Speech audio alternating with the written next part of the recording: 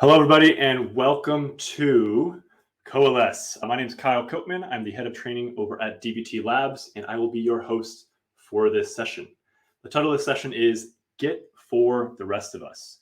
And so I'll be joined by my former teammate here at DBT Labs, longtime DBT community member, and founder of the Analytics Engineers Club, Claire Carroll. I've learned a ton from Claire. I've had the pleasure of teaching with Claire as well, learned a lot about how to best teach data concepts. And so all chat conversation is taking place in the Coalesce Git channel of DBT Slack. If you are not part of that chat, you have time to join right now. Visit community.getdbt.com and search for Coalesce Git. Might be the shortest channel name you use this week. Once you enter the space, we encourage you to ask other attendees questions, make comments. I'm looking for a lot of Git memes, everybody, because that is the topic right now. And after the session, Claire's going to hang out, answer some questions. We might do some live. We'll definitely do some async. And without further ado, Claire, over to you. Awesome. Thank you so much, Kyle. Kyle says he learned things from me, but I actually learned things from him. Kyle's an actual teacher and I'm just faking it, but let's see how we go today. So my name is Claire Carroll. I use she, her pronouns. And as Kyle mentioned, I am currently the co-founder of Analytics Engineers Club, which is a training course that turns analysts into analytics engineers by teaching them not just software engineering practices and principles, but how to think like a software engineer and how to apply those concepts to analytics. It's a course I'm really proud of. And this presentation is actually based on a lesson that we teach in the course. So fingers crossed this goes well today, because otherwise I might need to find something else to be doing next year. Now, I wasn't always someone who could teach people analytics engineering concepts. In fact, about 5 years ago, I was more of a Git noob in particular. So for context, 5 years ago, I read about this great tool called DBT, and the link to start using this tool sent me to a GitHub repo. And I had no idea what to do there. I thought, do I download this as a zip file? What do I do with this repository called DBT? Now, to use DBT at the time, you needed to know Git. It was a prerequisite. And my exposure to Git was through the Looker UI, where I just clicked buttons and tried to create branches and merge things. And I had no idea what I was actually doing. I looked up some cheat sheets at the time, and it said things like this. Here's how you set up your project. Just initialize the repo. And I was like, what the heck does this mean? And then if I wanted to make a change to the project, this was the cheat sheet, like 10 steps just to make a change. And I was really annoyed because I'm used to working in a UI like this, where if I want to make a change, I just make a change right in the web UI. I don't have to follow 10 different steps. But as a software engineer said, I realized I had to learn Git to use this magical DBT tool, and I'm so glad I did. But before I got there, a software engineer sat me down and he said, look, Git is a superpower. When you learn Git, you get to all of these benefits. You get to understand the story of your code. You get to be able to undo mistakes. You get to know which version of your code is most up to date. You can collaborate on large projects more easily, which at the time didn't really matter because I was a one-person data team, but became more important later. And you get to implement a code review process with your coworkers. These were all things that, based on this 10-step list, I couldn't see how I would get those benefits. But I trusted this software engineer. I taught myself, and today's here. Here's how I think about Git. It's a total match. I love it. It's one of the most valuable tactical skills that I've learned in the last 5 years. And I'm passionate about more analysts understanding Git and being able to use it really confidently. And so that's why I'm talking about this today. I am giving this presentation, Git for the Rest of Us. Now, if you are someone who gets a message from a coworker that says, hey, can you open a pull request on this repo?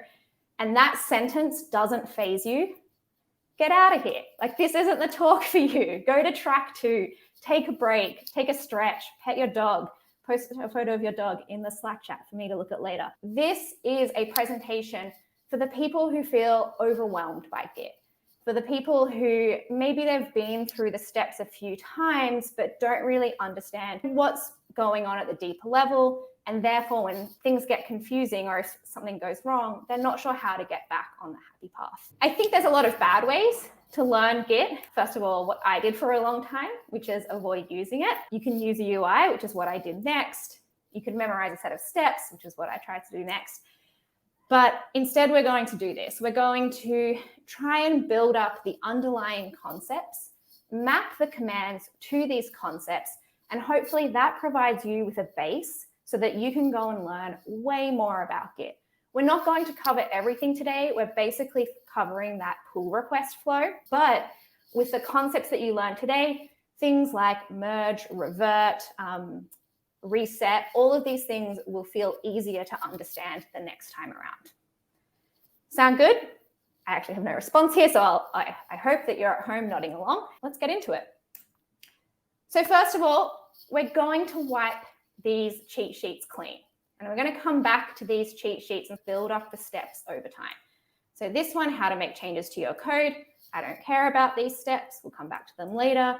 And finally, these benefits. Wipe them all off, and then let's build them back up as we go.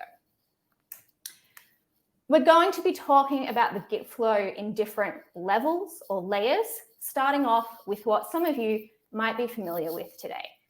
And so level 0, using a web editor, which we just saw. So I just implemented a new field called median steps, is about, the way that some of you might be working. If we are just doing this flow though, we don't have any of those benefits of Git. Of course, that makes sense. We're not using Git yet. Snowflake's console is pretty reliable. If I close this tab and reopen it, it will have my code there. It auto saves. Like, there are benefits to this workflow, and it is worth absolutely acknowledging how easy it is to write code in this interface. So that might be where you're at today. We're going to break out of the web UI and instead start working locally. And we're doing that to set the foundation so that we can start applying Git in the next few levels. Okay, so level 1, working locally without Git. Essentially, what we want to do is take our queries and save them as .SQL files on our computer. How would we set up a project that we're working on? How do we make a change? And what are the benefits of this approach? And these are the 3 same questions we'll come back to as we build our understanding together. So let's do it. Head this way. I'm going to copy my query and then head to my terminal. I am using just a little bit of terminal commands today, so hopefully that's not too intimidating. I'm going to make a new project and then cd into that folder. So mkdir for make directory and cd for change directory. And then open this up in VS Code. I don't know why I chose to live code, but we're doing it. I'm going to have fun. So my new project, I've made a folder. It's empty at the moment. I'll add a new file to it, and I'll call it myquery.sql. Actually, this query is for workouts, so I'll paste that in there. Okay, now my code lives in a file on my computer. How did we set up our project? Just to reiterate, we created a new directory and we changed into the directory. How did we make changes to our code? We made the changes and then we hit save. This is a big thing that trips people up when they're changing to a code editor workflow. This idea that you actually have to hit save for the changes to persist. And that's because we're all so used to working with Google Docs, with Notion, with Snowflake consoles, where we don't have to hit save. So that's a really easy mistake to make. So I wanted to call that out as a separate step. So what are the benefits of this approach? Actually, none. We've probably made our workflow a little bit worse. We don't know any of the story of our code. We can't undo our mistakes very well. And also, it just lives on my computer. No one else can access it. But importantly, we've laid the foundation so that we can move on to the next level. So, level 2, using Git locally. What is Git? I maybe should have defined this sooner, but we're doing it at this level because we're introducing concepts as we go. So Git is a way to track changes to the code in a particular project or repository, also referred to as a repo. So here I've bolded these terms because they are new terms for us. And repository just means a folder, a directory, a project that we're working on. Now, importantly with Git, every time we make changes, we want to group these changes into what's called a commit. Commits are a really important concept, so we're going to dive in just a little bit more. So commits represent the set of changes that you made to your code. For example, removed this line of code, added that line, changed this other line. And this is different to, say, like a Notion doc, which might actually bundle up the changes as the entire doc in its current state. I actually don't know how Notion does this, but rather than saving the whole document, commits are just saving the changes. And this is a really important concept because it allows us to do many other really cool things. So if I know the changes that someone made and in what order, I could reapply those commits in a particular sequence and get the code in its current state. This is beneficial because commits represent the story of a repository. They let us see the context of a code changed, what files changed, and perhaps a message that explains why, and also who changed the code, which can be really useful on larger teams. Because commits are our grouping of changes, they also help us revert the code back to an earlier state if we need to. I'm not going to do that in this presentation. We might have some time for Q&A at the end, and I might do it then. We'll see how we go. So what do we need to do here? We need to ask these same questions. How do we set up our project at this stage? How do we make a change? And what are the benefits of this approach? Back over to my live demo. So first of all, to set up my project, I already have my folder, but I need some way of designating this folder as a Git repository. The particular command for that is git init, and I'll use the period to designate this particular folder. And I have my computer set up in such a way that it gives me some information about Git whenever I'm in a Git repository. So that's a particular setting on my computer. This is a new file. If I type in git status, we can see that according to Git, workouts.sql is a new file. And that makes sense because we haven't tracked that new file up until now. So let's register this new file as a commit. I'm going to first stage the changes, git add and period for everything in this folder. You can also do it one file at a time. I'll check that was staged correctly. You can see that has changed compared to here. And then I'm going to commit this with a message that says add workouts. Okay, so init, repository, commit, a few different new concepts there. Let's make sure we got all of those. So now when we're setting up our project, just to use Git locally, we've got a few new steps. Initialize the repository, git init. And now when we want to make a change, we have to stage the changes with git add and commit the changes with git commit. Stage and commit are two separate steps. We might talk about that in the Q&A. Let's see how we go for time. Hopefully that all feels good. So let's move on. What are the benefits now? We can now start to understand the story of our code. If I type in git log, we can see, and I've just shared my email. We'll clear that out later. That's fine. We can see that I made the commit and the change that I made there, and the timestamp of it as well. Okay, so we've started to realize some of those benefits of using Git. However, this code, yes, I know which version of the code is most up to date, but my teammates don't know. And if DBT Cloud needs to run this code, it doesn't know which version of the code is most up to date. So we're going to introduce a new concept here, which is basically that we want to back up this code on the internet. And to do that, we will use Dropbox. JK, we are not going to use Dropbox for this. We are going to use GitHub. Now, this is a thing that I see a lot of newer users getting confused with what is Git and what is GitHub. They'll use the words in the wrong context. And so this is why I like to teach it in this order. Introduce Git first and then GitHub. So you can think of GitHub like a Dropbox, but specifically for Git projects. So GitHub or GitLab or Bitbucket or any of the other ones lets you store a copy of your code online and do much more than that. But most importantly, it understands Git concepts, in particular repos and commits. It is not an automatic sync though, which you might be used to if you're someone that uses Dropbox or iCloud or anything to back up code. And so therefore there are more steps involved than if you were just using a normal backup service. And again, those steps can feel like extra overhead at first. That's why those steps to make a change get even longer.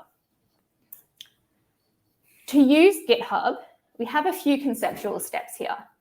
We need to create a repo or a project in GitHub. This is referred to as the remote repo, another new term there.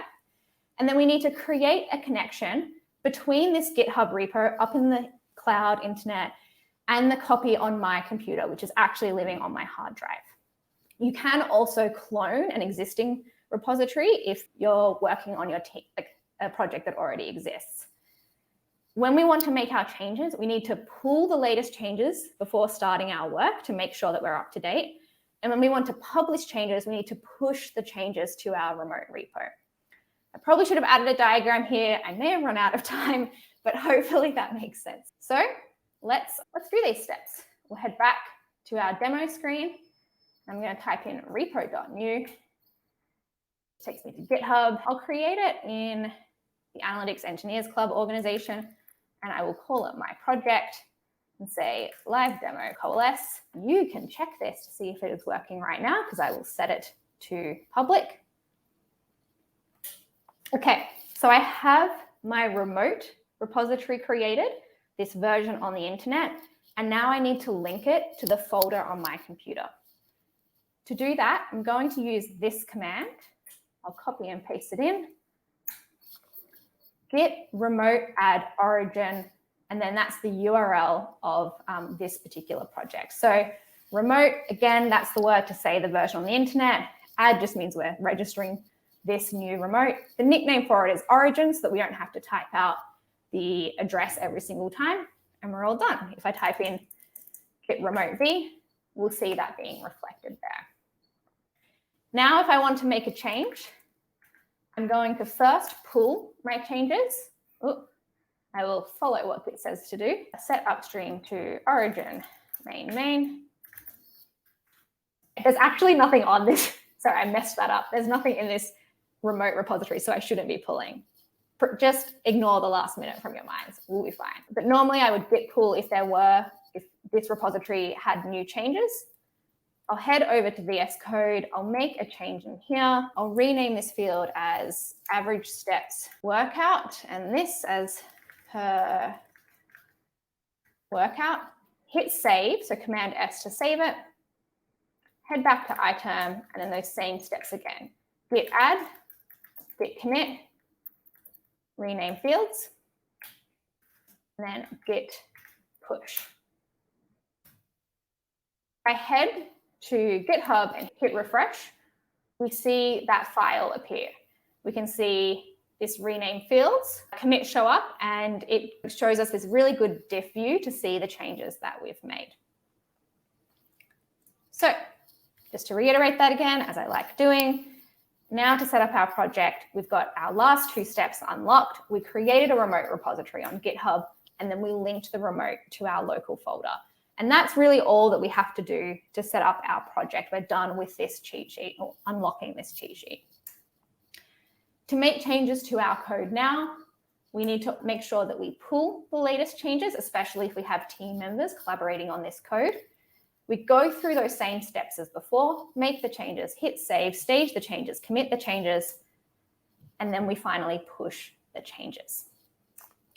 And we're starting to see even more of these benefits to using Git. We can really easily see which version of our code is most up to date. It's right there on GitHub. If I head back here, everyone on the internet can see that this version is most up to date. And we're starting to get the sense that perhaps we can collaborate on projects more easily because I have an account on GitHub And I created this in my organization's org. And so therefore I might be able to collaborate with my coworkers, but we're not there quite yet. And this will be our final level that we'll go through today. So level 4, the final level we'll unlock, is using branches and pull requests.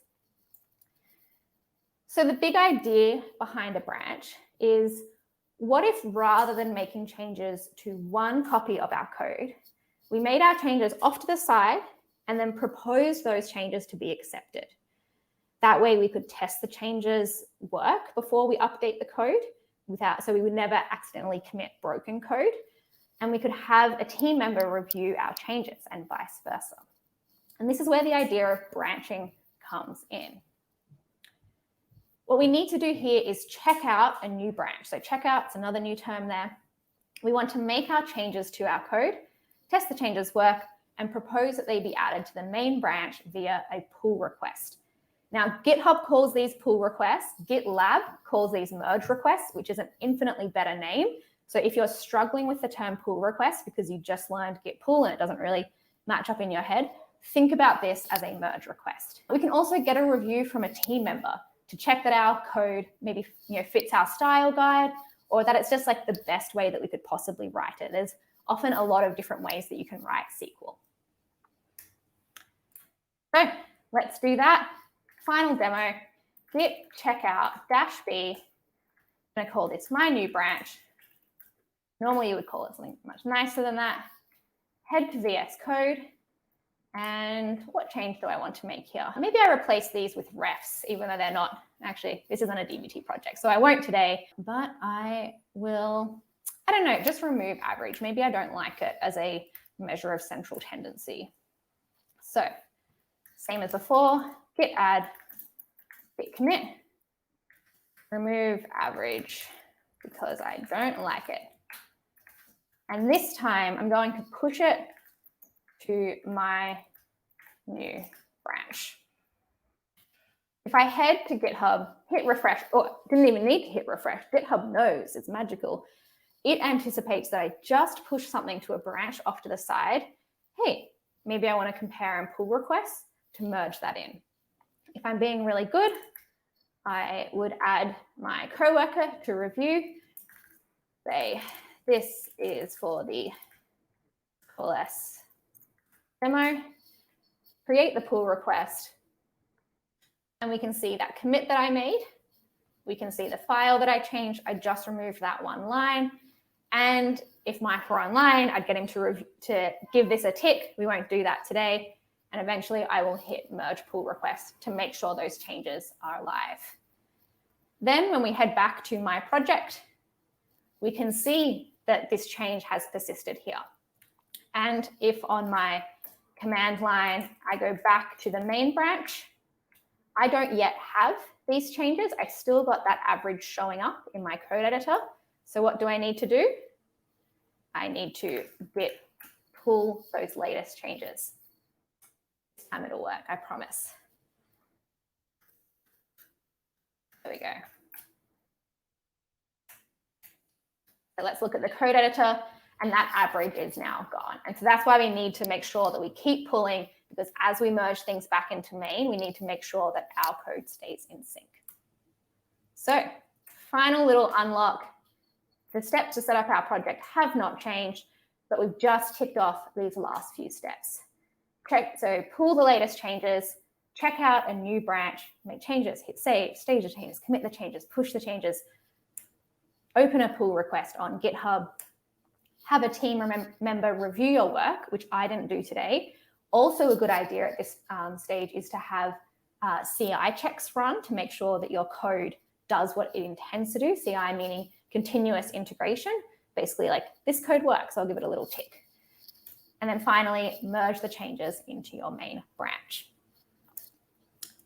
So we've unlocked all of those benefits. We are able to collaborate on large projects way more easily because we can all make sure that we have the same code. We can work on huge projects with hundreds of files and not overwrite each other's changes, just do it in a really nice way.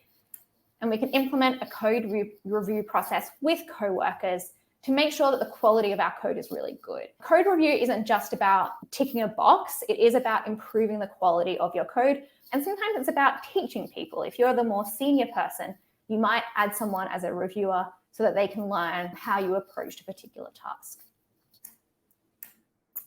Okay, those are the things that I wanted to hit on today. I'm just checking the time. We're doing pretty well. So where to from here? If you sat through this and there were some new concepts to you, first of all, you sat through this and there weren't new concepts to you, you should have listened to me at the top of the presentation and taken a break. But if there were new concepts, I encourage you to go through this tutorial yourself. Do it word for word with the My New Project, with a file that you have on your computer. Just try and replicate it yourself. As you go through, you'll start to come up with new questions. Things like, what makes for a good branch name? What is a good commit message? Why are add and commit different commands? And we've actually answered all of those in this blog post that I wrote. So it's at analyticsengineers.club/coalesce. And that has Git the second time around. It's the same flow, but it goes much deeper on every single. I also encourage you to put your new skills to use at coalesce.bingo. And if someone's in the chat, they may share the Git repository for this. So Coalesce Bingo is a fun little thing that my friend Izzy made. If you haven't seen it yet, okay, people are already ticking things off. So if you head to github.com, Izzy Miller, Coalesce Bingo, give this a go. Clone this and maybe try and contribute to someone else's repository. And the cool thing about trying to contribute here is that you'll get practice cloning a project rather than creating one from scratch. You can also start learning about other commands like merge, fetch, my favorite, rebase. Anyone who's ever sat with me through a lesson on rebase knows how much I love revert, reset. There's so many other Git commands. A nice little tip here, if you are using any command line tool, just about, if you type in the command and --help, you can see all the different commands that are in that are available to you. So the same for dbt. There we go. So those are all the dbt commands. But for Git help, these are some of the things that you can work on learning next. And finally, as I mentioned, this is one lesson from a 10-week course. This is like one lesson for 1 week out of 4 lessons. So if this was interesting to you and you want to go way deeper on these kinds of things, consider joining us for our next cohort of Analytics Engineers Club. The website's there, analyticsengineers.club, and there's a link to the mailing list to sign up and find out when we are opening applications, which will be in January of next year. Finally, if you knew all of this, hopefully one thing that you can take away from this today is considering how you teach new concepts to people. I massaged this story a little bit and said, I found this cheat sheet, didn't make sense to me. The truth is, like, a software engineer just handed me that cheat sheet and they were like, follow these instructions. And I felt like a real moral failing for not understanding what these instructions meant. And I became very nervous about asking for help on this. And then a different person on my team helped me out eventually. But the meta lesson there is that it doesn't make sense to teach people in linear order. If you hand someone a sheet and they say, oh, just pull the changes, check out a new branch, that's not going to make any sense to them. You've introduced way too many concepts at once. Implement this concept of scaffolding, which Kyle can talk much more about as an actual teacher, and consider, what does this person know today? So for us today, it was writing code in a web editor. Where do you want to get them? And how can you break that into different layers or levels so that you're just introducing a few new concepts at a time, so that person gains a ton of confidence and they feel really empowered to keep working. If you do it well, you'll end up with feedback like this. This was one of my students who, after doing this lesson, she said she'd been using Git for 6 months and now feels like she finally understands what she's doing instead of just copying commands from a cheat sheet. And this is exactly what I wanted to happen. This is what I feel so passionate about. Like, understanding the concepts is a huge unlock. That is it. Thank you. Again, those links, analyticsengineers.club/coalesce. You can find me on the Bird site, Twitter at Claire B. Carroll. I will be hanging out in coalesce-git for the next half hour or so to answer any questions, though if we go too deep on Git, I might not be able to answer them. But with that, I think we're going to bring Kyle back up for some question time. Yeah, awesome. Claire, always a pleasure seeing you teach. And I loved your part there at the end. Teach the right things in bite-sized chunks first. You don't need to know everything just to get started. There's a thing you taught me, which was like, I do, we do, you do. Is that right? Guided practice 101. There it is. Yeah. Yep. And I think I had picked that up through practice, but it was really cool to learn that's like a tried and tested teaching paradigm.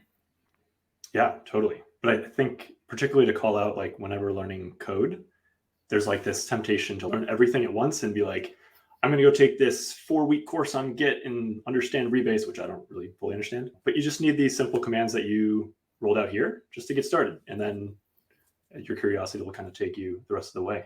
Totally. There are a few questions in Slack that bubbled up and some comments that I'm going to like tweak into questions. So here's one from Anders Swanson. Okay. How do you think about naming your Git commit messages? For like beginners, what do you think? Yeah, so I don't know if my screen is still shared because I don't have power over that. Whenever I'm making a change, I'll always do it, I'm trying to think of a more substantial change to make. You're live again, Claire. Just so you know. I'm live again, fantastic. Yeah. So let's say that I want to remove this field. I don't know why I would want to. That's the thing that we're doing. When I make the commit, and I'm going to commit on main, which you shouldn't really do, I always in my head say, this commit will, and then I start typing, remove the cadence field. So that's how I think about naming commits. You start the sentence, this commit will, and then finish it. By doing that, you're using this thing called the imperative tense. The imperative tense is like when your dad says, clean your room, that's the imperative tense because it's a command. So that's like the trick to get your brain to do it really easily. Other people use this thing, I can't remember what it's called, and someone in the chat might help me out. There's like this Git semantic commits. Let's see if we can find it. Semantic commits, a conventional commits. And no, that's not it. Never mind, emojis. Funny enough, that's what Anders actually originally brought up, is conventional commits. So I'm curious what this other one is. Yeah. There's like this one. This was too hard for me. But like some people like to put in emojis in their commits to be like, oh, this fixes the CI build. And I'm like, no, there's too many things to remember. But yeah, I think conventional commits was also another thing that I've read before. And in general, I really like conventions because they help you like reduce your decision making. If you have a really simple rule like this commit will ... it means that you aren't stuck sitting there being like, what do I name this? What do I name this? What do I name this? You just can do it really quickly. And then of course, rules are meant to be broken. If I look at the code for my personal blog, let's look at one I did the other day, like fix typos, try to send a tweet, fix maybe this. I start off with the good practice ones. Also, like no one looks at this except me, so I'm fine. Totally. I like that a lot. I'm going to hang on to that one. Haven't heard that one before. This commit will, whatever it is. Slightly, maybe not spicy question, but this one comes from Joel. Why is it important in your opinion to get comfortable with Git CLI instead of in Kraken or GitHub Desktop and the like? Yeah. So let's first talk about what this flow would look like in the GUI. If I can do this, I actually haven't done this in so long that I don't know if I can. So let's add that field back in. Control Z, save. And then I'm going to hit the add button here and then write a message, add the cadence field back in. And then this button, tick, maybe. And then sync changes, is that going to push it? Whoa, I've never done that before. No, I don't want it to do this thing. Anyway, the reason that I don't love that is because every UI is different, right? Like I'm using VS Code. If I switch to Atom, it's going to look different. If I switch to Sublime, which I don't know if anyone uses anymore, it's going to look different again. And you don't necessarily like fully understand the things that you're doing if you're clicking buttons. And so there's a few things to parse out there. One is like the consistency of the experience. The commands that I run from my terminal are going to be the same in my terminal, in your terminal, whether I'm using the terminal in iTerm or using the terminal application or using the integrated terminal in VS Code or using the terminal in a remote machine. It's very consistent. The second thing is that I think you understand the concepts better if you are running the commands from the command line. I've just seen so many people who use a UI and then once something goes wrong, they're like really unsure about what went wrong And so they get very flustered and overwhelmed. And then it's not that same, oh, something went wrong, but I can fix it. So I think that's a downside as well. I think I had a third, but I've now forgotten it. So if the third comes back, I'll drop it in the Slack. Cool. Love that. I mostly got into CLI after joining DBT Labs. Felt like I couldn't do enough with the GitHub desktop UI, and eventually got into a state where I was like, what do I do? Yeah. Nothing against starting there, but. Yeah. The other thing is clicking buttons with a UI versus like typing, especially if you can like auto complete things. I don't know. I'm just faster on the keyboard, and there's less, I think when you have to find where the button is and click it, it's like that slight bit more context changing as opposed to just staying straight on your keyboard and typing away. Totally, especially if you're really in a coding flow state. Yeah, You can command tab over to iTerm, boop, boop, boop, git commit, whatever it might be. Get your blues in there and really click.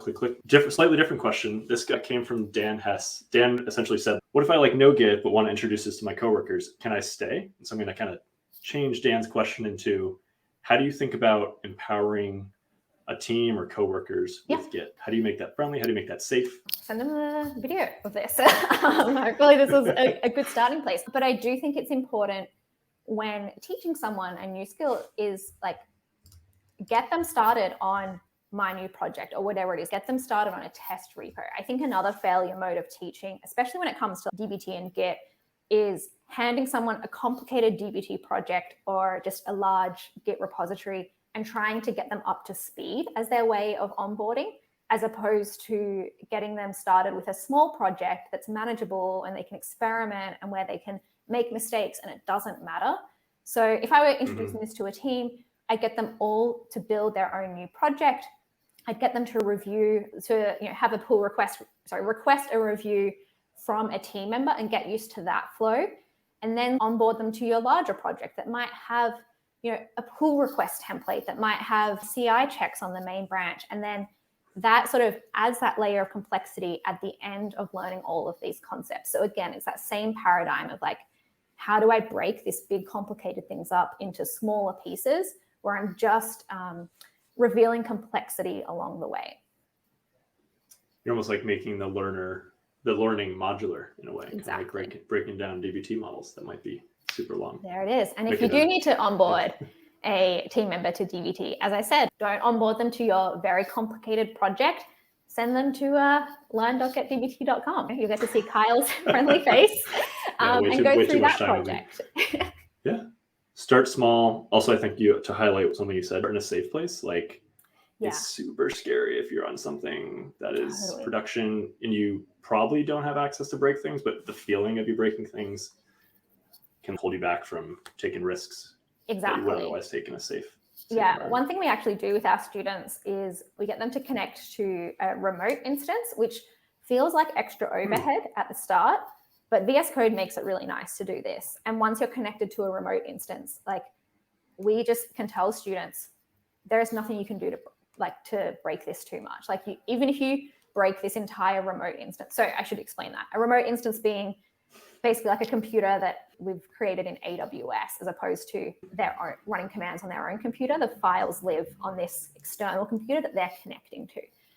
And worst case scenario, they somehow break things. I don't even know how. And we just wipe that clean. We give them a new instance and then they're back working again. And we can even connect to their instance and fix things for them. So we take it even one step further about creating this really safe space for students to experiment.